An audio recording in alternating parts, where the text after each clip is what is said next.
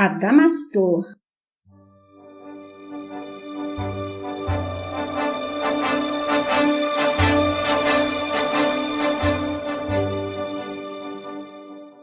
Ícaro redimido.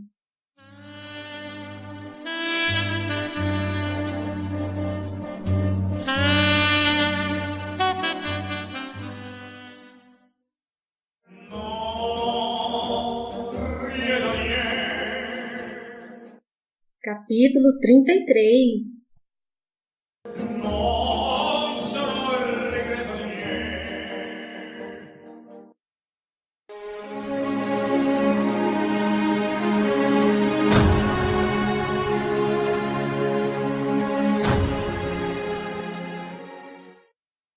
Nos bastidores da guerra.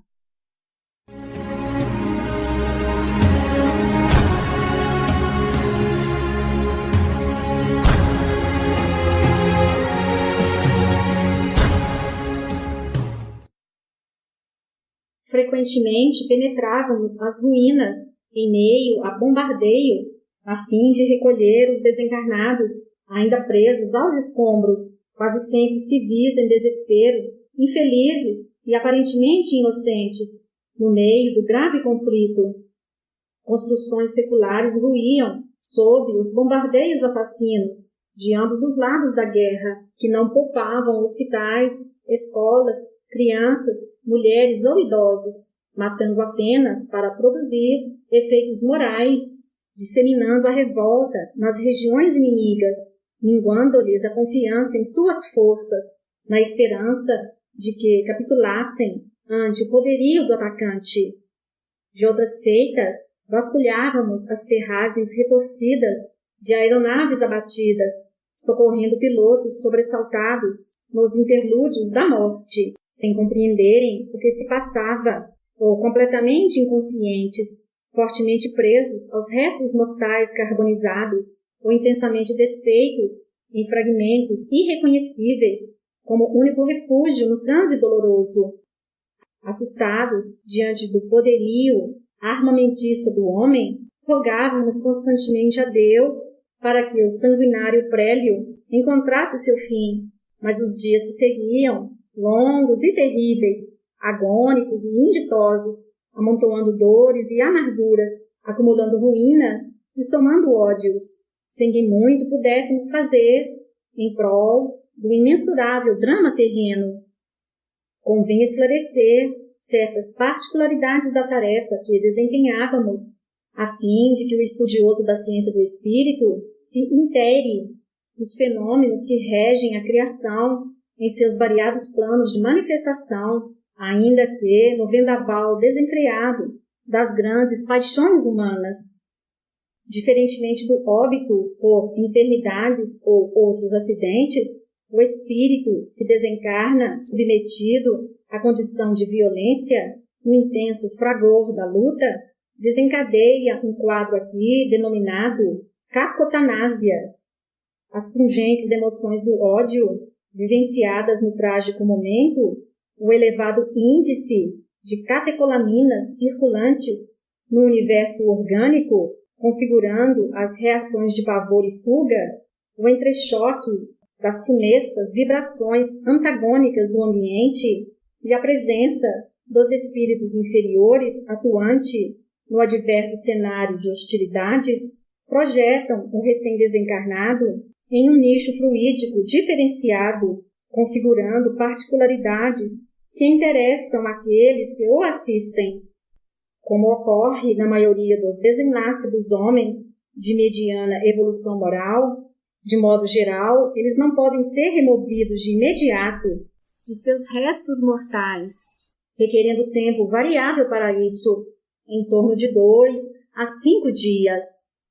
Espíritos profundamente apegados à matéria e inseguros nos primeiros passos no além podem demandar semanas até que se libertem das vestes carnais e permanecem nos campos de batalha em estado de completa inconsciência até que possam ser recolhidos pelos obreiros da desencarnação, os obiatras. Muitos dos que tombam em pleno combate, movidos por intenso ódio, comumente não se dão conta da condição em que se encontram e prosseguem como mortos-vivos na dimensão do espírito, sem ressentirem a morte física. Continuam perseguindo o inimigo e atracando-se com ele em acirrado prélio. Estes participam, na realidade, de conhecido fenômeno de desdobramento e ainda não se desvencilharam, em definitivo, de seus restos mortais.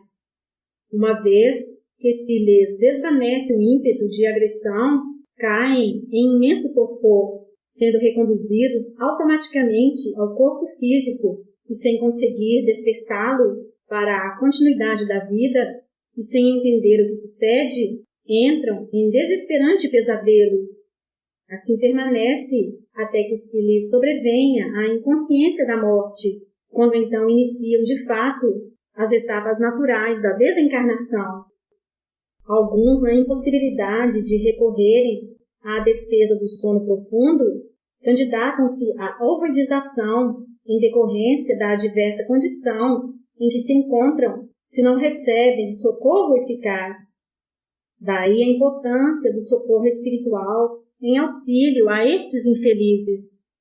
A indução do estado de inconsciência é premente necessidade para estes espíritos, resguardando-os destes graves quadros, representando as maiores dificuldades para os obiatras, pois as condições adversas de trabalho e a intensa agitação que os domina dificulta sobremodo a necessária concentração de energias hipnóticas para o êxito do socorro.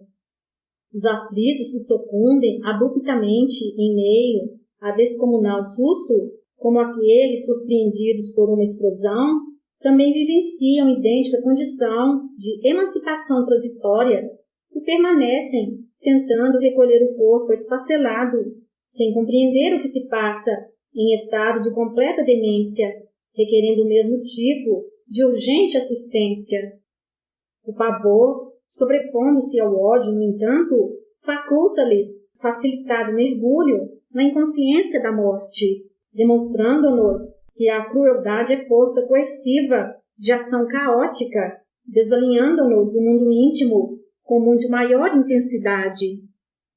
Em muitas ocasiões, principalmente, quando o desencarnante detém méritos que lhes facultem um desprendimento ameno, o óbito traumático requer o chamado túnel de escape, fenômeno pouco conhecido, que convém descrevermos com detalhes.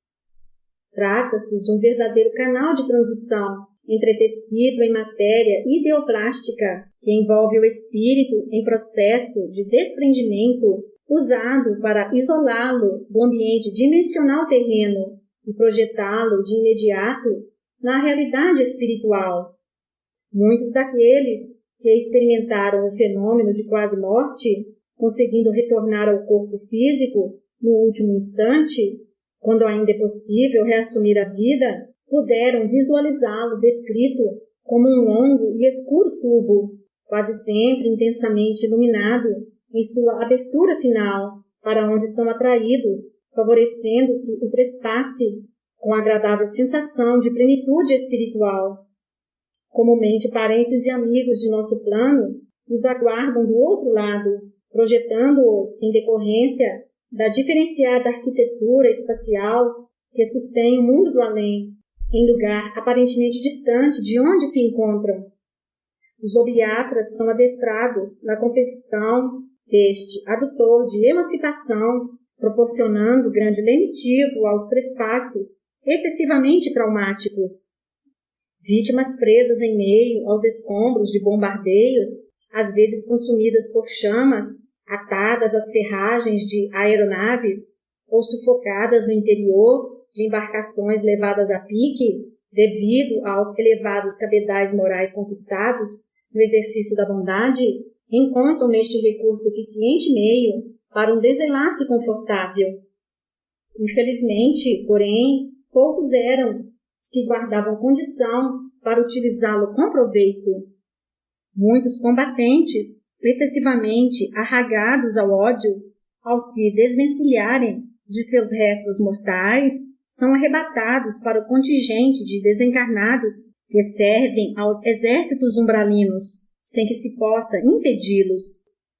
Compõem exóticos batalhões de soldados esquálidos, estropiados e dementados, comandados por hábeis generais das trevas, que seguem, guerreando, nas regiões infernais, aprazendo-se em assustar os incautos, exercitar a destruição e fazer prisioneiros aqueles que se lhes afinam pelos laços da crueldade, escravizando-os para fins indignos. E outros há que, após o trespasse, buscam seus algozes ainda encarnados, quando podem identificá-los, jungindo-se-lhes ao plano mental, em mordaz e prolongado assédio obsessivo. Transformados em verdugos, continuam, desde o plano do espírito, a ardidura de vinditas, perpetuando o duelo, até que o amor os transforme em amigos, na incansável esteira do destino. Vemos assim, de forma inquestionável, que a guerra continua em nosso mundo, com idênticos requintes de barbaridades e fundamentada nos mesmos injustificáveis interesses da terra, perpetuando a destruição, espargindo dores e prosseguindo a semeadura de infelicidades. A guerra no além guarda, portanto, íntima correspondência com a praticada no plano carnal, comumente se lhe associa aos propósitos e, inclusive, utiliza armamento muito semelhante. Os enfrentamentos são igualmente brutais, a ponto de produzirem danos aos organismos em luta. Obviamente, no mundo espiritual, a vida do inimigo não pode ser aniquilada. Contudo, o psicossoma é passível de sofrer lesões à semelhança do corpo físico. Tal lesão, porém, guarda íntima relação com o grau de densidade da tessitura perispiritual. Quanto mais embrutecido é o espírito, mais densa é sua matéria constitutiva, tornando-a suscetível de sofrer danos em sua contextura, enquanto que entidades de grande envergadura evolutiva são completamente imunes a qualquer agressão externa. Por isso, os espíritos inferiores são capazes de se ferir como se estivessem na carne e sofrendo traumas extensos que ultrapassem a elevada capacidade regeneradora do perispírito. Podem entrar em estado de colapso da consciência, encaminhando-se para os fenômenos da ovoidização. Naturalmente que não é possível a completa anulação da individualidade, tampouco a destruição do aparelho psicossomático, que reveste ser em evolução. Este, contudo, é passível de se retrair a patamares inferiores de organização, acompanhando a degradação do psiquismo, segundo os imperativos que determinam a segunda morte, que se constitui em patologia gravíssima e rara da alma desencarnada, caracterizada por estado ainda mais avançado de inconsciência, caracterizado pela estagnação perispiritual, levando ao completo embotamento da consciência, com a total paralisação do metabolismo orgânico e psíquico, conhecida também como a petrificação perispiritual. No entanto, tal fenômeno não pressupõe a plena anulação do espírito, fato inadmissível diante da indestruibilidade divina da vida que o nutre. Paulo de Tarso se referiu à segunda morte e suas modalidades, quando nos afirmou que o salário do pecado é a morte. Romanos 6, versículo 23. Ademais, os projéteis e explosões dos artefatos humanos podem também contundir entidades inferiorizadas, excessivamente materializadas e sintonizadas com o ambiente carnal, promovendo-lhes iguais lacerações perispirituais. Devido a este fenômeno, o lamentável resultado das guerras comumente não é somente a multiplicação das mutilações e mortes físicas, mas também a proliferação de traumas espirituais que podem evoluir para graves contrações da consciência, resultando em elevado número de ovoides nos ambientes de batalhas. Não se surpreenda o estudioso diante desta revelação. O instinto aguerrido acompanha o ser no além, onde as rivalidades são tão expressivas quanto as praticadas no palco terreno. Disputas de hegemonias, conflitos de interesses divergentes e práticas de vinganças fazem do submundo do além um reino de atritos e rixas constantes, envolvendo todos os que se lhe subjugam ao domínio das aviltantes emoções. Aos vencidos como na terra, impõe-se o cárcere, a escravidão e a ignóbil exploração de recursos vitais, em perpetuação de ódios que varrem os séculos e se estendem ao plano físico, onde prosseguem disseminando seus dramas até se desfazerem na dor e no amor. Os conflitos terrenos desta arte são ainda passíveis de promoverem perturbações nas esferas extrafísicas. Guerras de grandes proporções podem contaminar o campo vibratório do planeta pela disseminação dos eflúvios do ódio e dos sofrimentos, perturbando a vida do espírito em qualquer nível em que se encontre. A intensa absorção das energias mentais degradadas acomete os espíritos incautos que se lhes sintonizam, ocasionando-lhes lesões fluídicas, caracterizando patologia própria do psicossoma com manifestações variadas. Os casos mais leves se expressam com sintomas de náuseas e mal-estar, evoluindo para o aparecimento de máculas cutâneas arroxeadas, e os mais graves caminham para um quadro onde está presente a mesma fisiopatologia do choque e dos quadros tóxico-infecciosos da carne. Tarefeiros inexperientes, imbuídos da intenção de servir, porém ainda necessitados de aprimoramento moral, que costumeiramente não conseguem manter postura de imparcialidade nos conflitos, podem sofrer este contágio fluídico, requerendo afastamento de suas atividades e tratamentos específicos. Muitos recém-desencarnados, impossibilitados de pronta remoção para planos de refazimento e sem o isolamento vibracional de nossas enfermarias, também se contaminam com estas emanações, agravando-se-lhes a recuperação.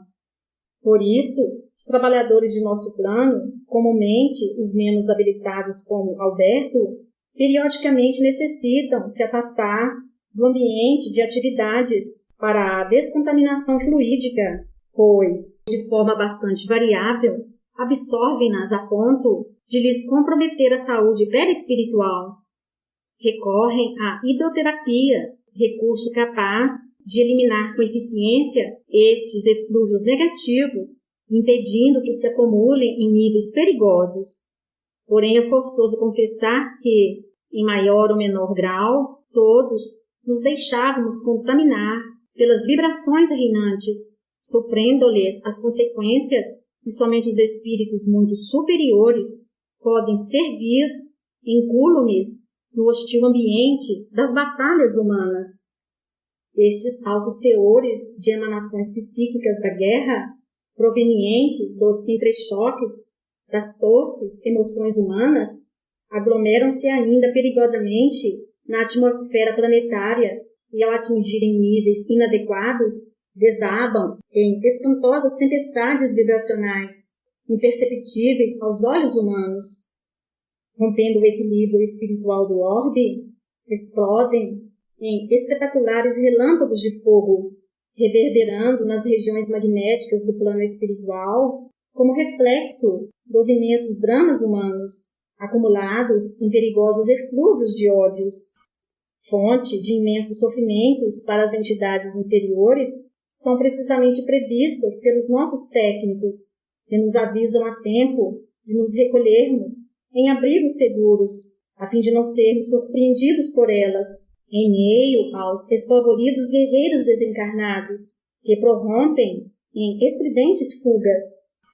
Embora causem danos ao ambiente espiritual inferior do planeta, são recursos de reequilíbrio da lei divina, impedindo-se males maiores e irreversíveis.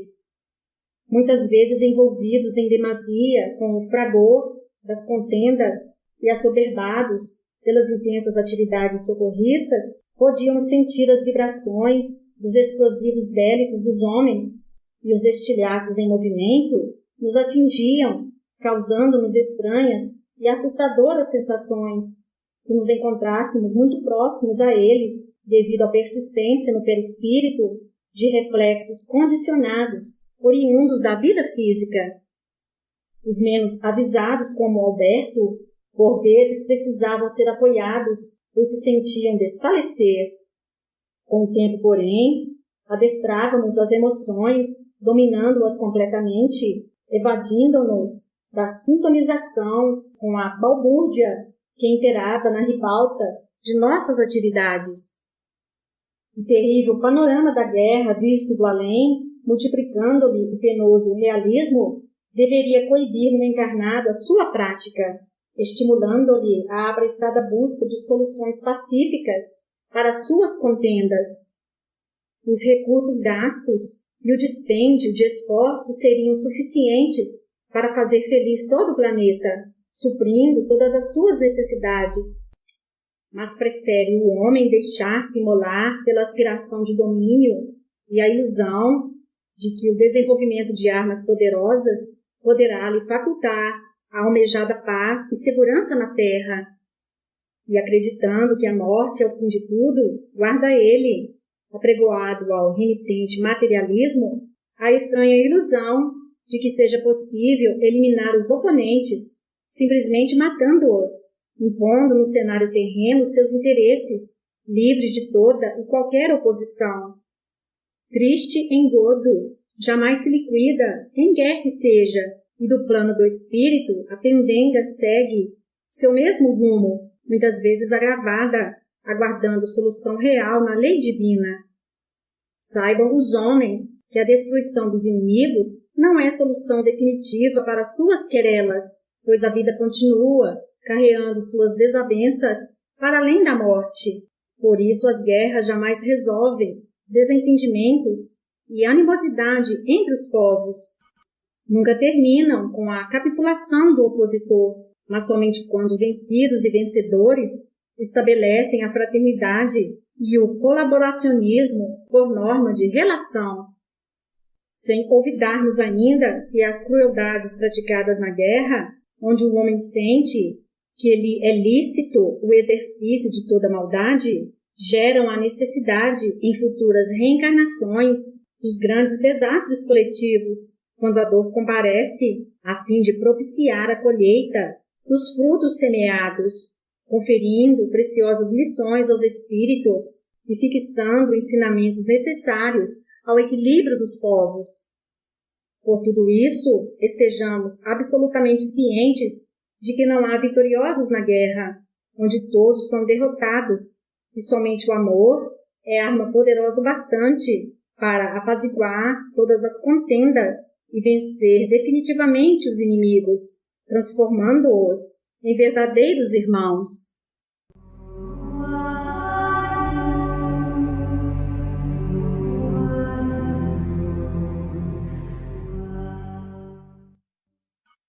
Fim do capítulo.